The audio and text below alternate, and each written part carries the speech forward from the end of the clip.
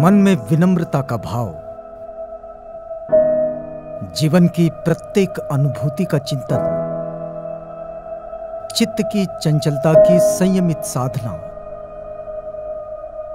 जीवन के अनित्यता की समझ निब्बाण के रास्ते खोल देती है। आज की बात।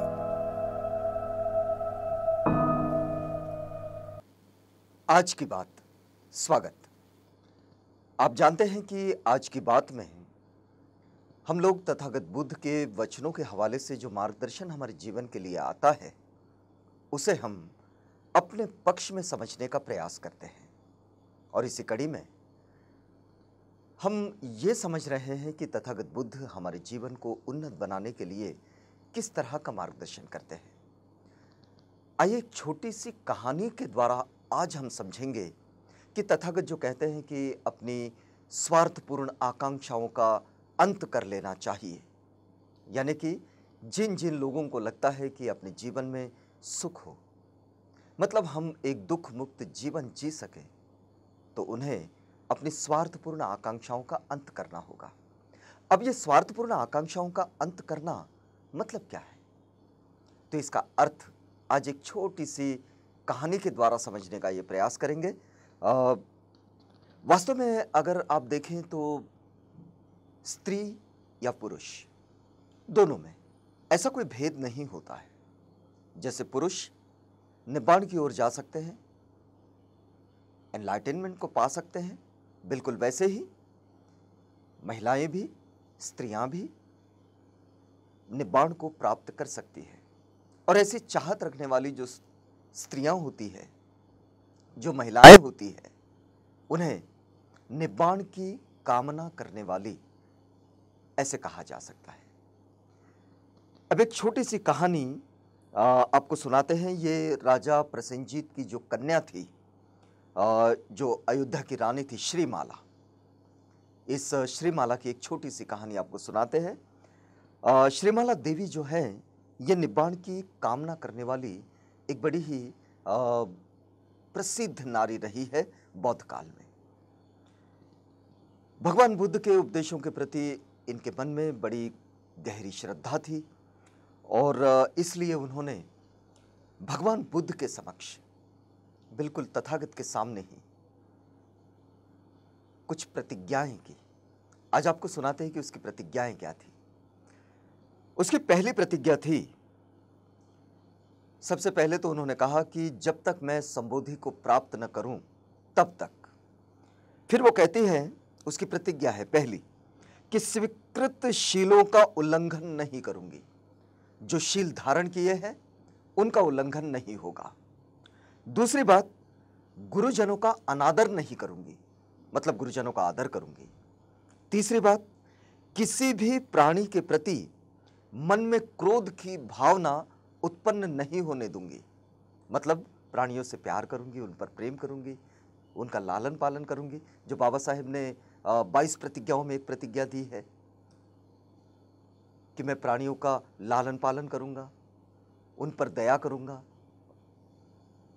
चौथी बात, दूसरों के रूप या आकार और उनकी संपत्ति के प्रति ईर्ष्या नहीं करूंगी। यह बड़ी महत्वपूर्ण बात है। बहुत सारे लोगों को इस बात का बड़ा रंज होता है कि अन्य लोग उनसे ज़्यादा स्वरूप दिखते हैं, लेकिन हर एक अपने आप में स्वरूप होता है। तो किसी के रूप के प्रति, किसी की संपत्ति के प्रति या फिर किसी के आकार के प्रति, किसी के भी प्रति ईर्ष्या नहीं करूंगी। पांचवी बात उनकी प्रतिज्ञा में थी कि हृदय के संबंध में भी और वस्तुओं के बारे में भी कभी कंजूसी नहीं करूंगी। अपने हृदय को हमेशा खोल कर रखें, उसे प्रेम और मैत्री की भावनाओं से ओतप्रोत होने दें।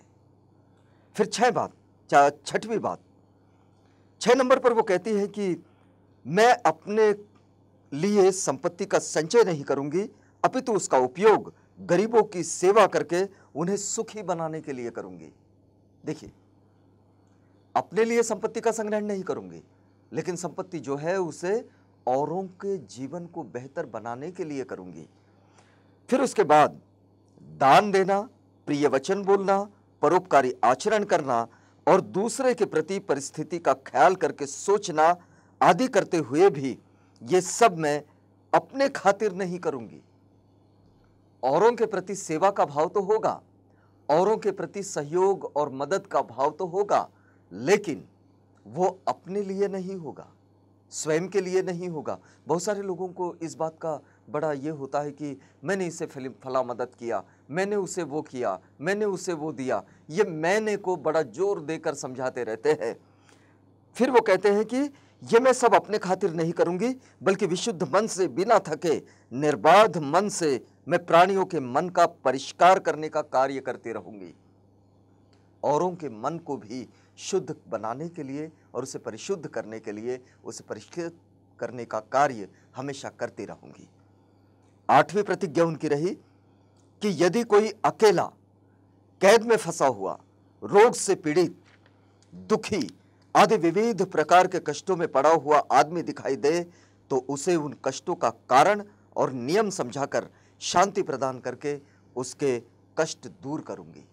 यानी कि यदि कोई पीड़ाओं में है, यदि कोई दर्द में है, दुखों में है, तो उसे ये समझाओगी। यदि कोई कैद में पड़ा है तो उसे ये समझाऊंगी कि तू क्यों इस तरह से कैद में पड़ा है, मतलब उसका कारण उसे समझाऊंगी। आपको पता है कि बाबा साहेब एक बात को बार बार कहा करते थे कि गुलाम को गुलामी का एहसास करा दो।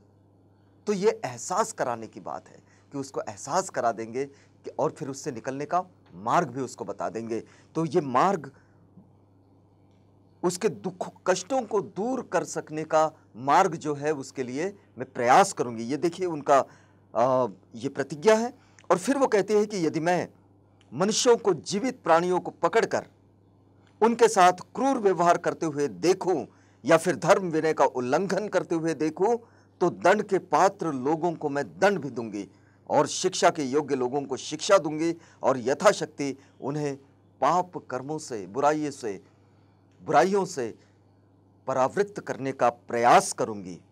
और 10वीं प्रतिज्ञा उनकी रही कि सद्धर्म का परिग्रह करके वो कभी उसका विस्मरण नहीं होने देगी। जब एक बार सद्धर्म की राह पकड़ ली तो उसे कभी नहीं भूलेगी वो।